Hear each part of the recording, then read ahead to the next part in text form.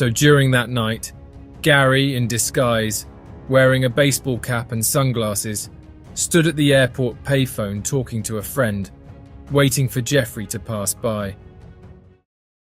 At 9:28 p.m.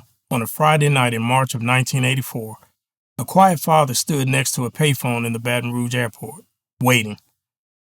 He wasn't there to welcome someone home. He was there to kill. This is the Gary Plauché story. In a matter of seconds, a .38 caliber revolver fired a single shot, point blank. The man in custody, a suspected child molester and kidnapper, was dead before he hit the floor. Cameras were rolling. News crews captured everything. This wasn't a gangland hit. It wasn't a random act of violence. This was a father, Gary Plauché, killing the man who had kidnapped and sexually abused his 11-year-old son Jody on live television. Before that moment in the airport, Gary James Plauché was not a vigilante. Born in 1945 in Baton Rouge, Louisiana, Gary was an ordinary working-class man. He drove trucks, worked odd jobs, and did everything he could to support his wife June and their 4 children. Gary loved his kids, especially his youngest son Jody, a bright, shy boy who found passion and confidence on the karate mat. Like many parents, Gary turned to extracurricular activities to give his son structure and discipline. In Baton Rouge, that meant karate classes under a charismatic young instructor named Jeff Doucette. Doucette was more than just a coach. He offered rides home, extra lessons, even babysitting. To parents, he seemed devoted. To kids, he was cool.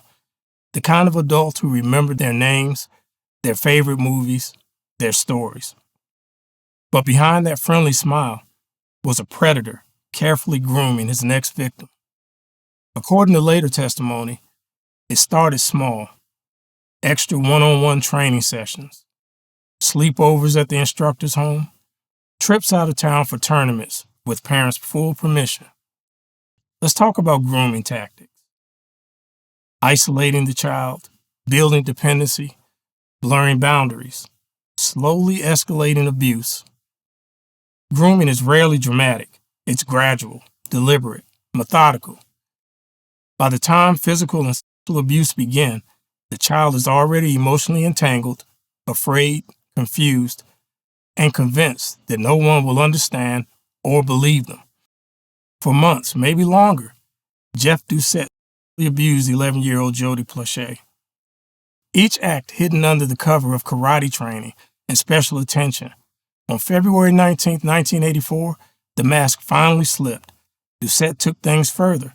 Beyond the city, beyond state lines, he kidnapped Jody, driving him more than 2,000 miles away from Louisiana, all the way to Anaheim, California. For days, Jody's parents had no idea where their son was. No body, no ransom note, just absence, and a growing, suffocating terror. Police launched a nationwide search. Media outlets began circulating Jody's image.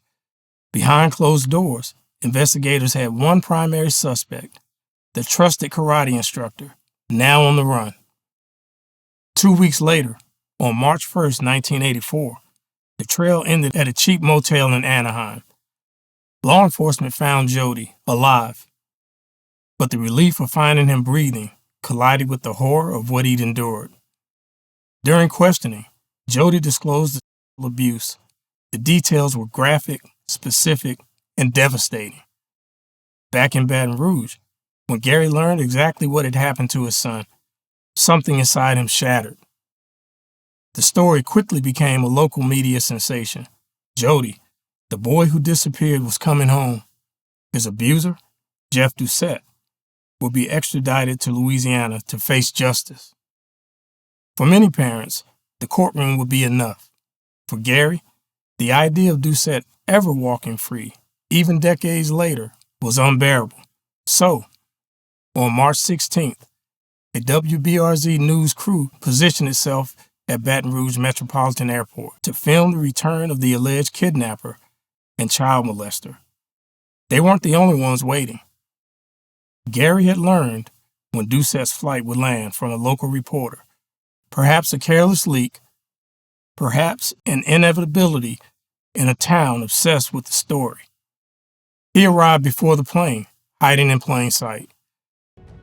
Once Gary saw him, he took out a gun and shot Jeffrey in the right side of his skull. All TV stations filmed the whole tragedy in real time. The cops grabbed Gary. For a few minutes, they thought he was just a random stranger until one of them recognized him and said, "Why, Gary? Why?" As Doucette was escorted through the terminal, he passed right behind a man on a payphone, hiding behind sunglasses and a baseball cap. The man turned. It was Gary. One bullet, straight into Doucette's head. The suspect crumpled to the floor, dying on camera. The footage spread nationwide. A father executing his child's abuser, right in front of police and news cameras. Some called it murder, others called it justice. Gary was arrested and initially charged with second-degree murder. He faced the possibility of life in prison. But this case was unlike most homicide cases. Public sympathy overwhelmingly favored Gary. He was not a stranger with a gun. He was a father whose son had been kidnapped and paraded on the nightly news. Prosecutors, recognizing the extraordinary circumstances, ultimately reduced the charge. Gary pled no contest to manslaughter. He received a suspended sentence with 5 years probation and 300 hours of community service. For killing the man who had violated his son, Gary Plauché never spent a single day in prison. Was this justice or a dangerous endorsement of vigilante violence? When a parent's child is harmed, the instinct to protect and retaliate is primal. But a functioning society depends on due process, not emotional retribution. To many Americans, Gary became a symbol, a grieving father who did what the system could not or would not do fast enough. To others, his light sentence sent a dangerous message that some killings are understandable, even forgivable. For Jody, the boy at the center of the storm, the story didn't end at that airport. He grew up, became an advocate against child abuse, and wrote about his experiences. Jody has spoken openly about his trauma and about his father's act of violence. He's acknowledged the love behind Gary's decision, but he has also questioned whether it was the right one. In his advocacy, Jody emphasizes prevention, education, and speaking out long before abuse escalates or turns lethal. Gary lived out his life in Louisiana, largely out of spotlight. He worked, raised his family, and tried to move forward. In 2011, he suffered a stroke that left him with limited mobility. He died in 2014 at the age of 68, remembered by some as a hero, by others as a killer, and by his family as something far more complicated. A loving, flawed father who made an irreversible choice. Now freeze this moment in your mind. A single second before the gunshot.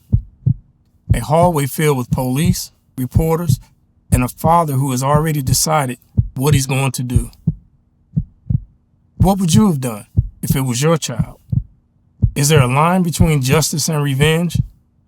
Or are they sometimes the same thing, drawn in blood? The Gary Plauché story forces us to stare at the darkest corners of parenthood justice and pain, and to ask whether a society built on law can ever fully contain the fury of a broken heart. I'm Don Banks, and I want to thank you for taking the time to view this story. If you enjoyed this story, please hit like, share, and subscribe for more. As I grow my platform, I look forward to sharing more stories that are relevant to our lives and times.